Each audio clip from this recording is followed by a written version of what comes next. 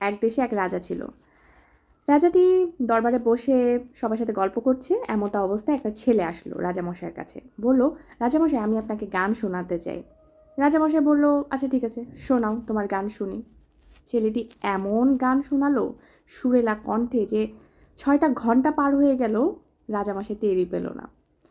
সেই দরবারে উপস্থিত থাকা প্রত্যেকটা মানুষ তো ভীষণ খুশি হয়ে গেল, রাজামশাইও খুশি হলো। রাজামশাই খুশিতে ছেলেটিকে বলল যে, তুমি কি চাও বলো, তুমি যা চাবে তোমাকে তাই দেওয়া হবে, বলো তুমি কি চাও। ছেলেটি বলল, না না রাজামশাই, আপনি আমাকে খুশি হয়ে যেটা দিবেন আমি সেটাই নেব।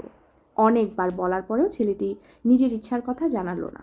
রাজামশাই খুশি হয়ে তাকে প্রচুর সোনা দানা, গরু ছাগল যা আছে অনেক কিছু দিল, এবং কি একটা পুরো গ্রামও তাকে দিয়ে দিল।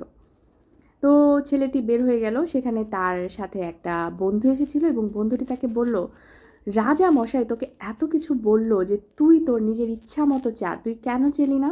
তখন সে বলল, আসলে আমি যদি আমার ইচ্ছে মতো কিছু চেতাম তাহলে আমি আমার যতটুকু যোগ্যতা বা আমার যত ইচ্ছা, আমার মনের ছোট ইচ্ছা, সেটাই আমি প্রকাশ করতাম। কিন্তু রাজামশাই তার হিসেব মতো আমাকে দিবে, সে এত বড় রাজা, তার মনটা অবশ্যই সেরকম বড় হবে, তাই আমি কিছু বলিনি।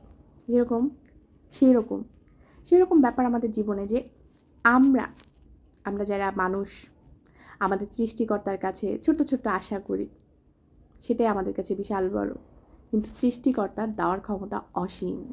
সুতরাং আপনি না সেভাবেই চান যেভাবে এই ছেলেটি চেয়েছে, কারণ সৃষ্টিকর্তা যখন আপনাকে দিবে না, আপনাকে সেভাবেই দিবে, কারণ তার দেওয়ার ক্ষমতা অসীম।